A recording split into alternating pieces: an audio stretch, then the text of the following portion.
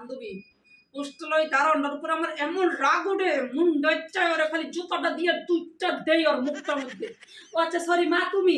আরে বান্ধবী তোর এই কথা কই নাই, কইছে আমার পায়ের জুতাটা ছিঁড়া গেছে, গা জুতাটা সেলাই করতে মুসি খাই না, মুসি কই আছে বান্ধবী তুই জানোস? এই কথাটাই আম্মা ওরে কইতেছিলাম, বুঝছে না? উফ, এত মাথা ব্যথা করতেছে এই ছোট্ট রুমটাতে থাকতে থাকতে আমার পুরো সাফোকেশন হয়ে গেছে। বান্ধবী একটা কাজ করছ না, দোকানে যা যায় আমার একটা বিড়ি টুকু টুকু। আম্মা পাশে বিস্কুট আছে, বিস্কুট আমার অনেক ক্ষুধা লাগছে, দাও না বিস্কুট থাকতে দাও, একটু বিস্কুট খাই, ক্ষুধা লাগছে মা। তোরা সব এক লগে বসে রয়েছিস, আজকে শুক্রবার, কোন সাইড আজকে ঘর পরিষ্কার করবি? কর ঘর পরিষ্কার কর। ও আচ্ছা সরি সরি মা মা মা আমি দেখি নাই তুমি দিয়েছো, কখন এলা মা তুমি? উফ রে গরমে গামাই গেলাম। এই বান্ধবীর বাচ্চা তোরা জুতা দিন মধ্যে ফ্যানটা বন্ধ করছিস কেন? ও মা তুমি ফ্যানটা ছাড়ো মা, ফ্যানটা ছাড়ো, ফ্যান বন্ধ করছো কেন মা? ফ্যান ছাড়ো, গরম লাগতেছে।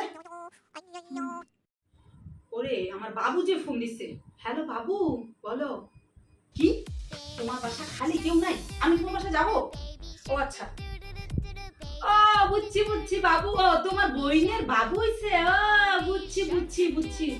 আম্মা ওই যে আমার বান্ধবী ফোন দিছে, ওর বইনের বাবু হইছে।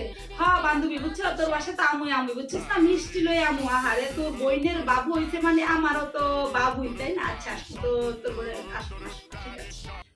আরে বান্ধবী জানোস না, হোস্টেলের সুপারটা এত বাড়া বাড়ছে, মন ডাইছে হোস্টেলের সুপারের ম্যাডামটা বাথরুমের বদ দাঁড়াই না মন মধ্যে খালি ঢুকাই দিই। ও আচ্ছা মা। আরে আরে মা ওরে বলতেছিলাম আমার হোস্টেলে একটা সেই রাজনীতি করে বুঝছো, ওই সেরি খালি বন্দুক চালায়, এটাই ওরে বলতেছিলাম, বুঝছে না?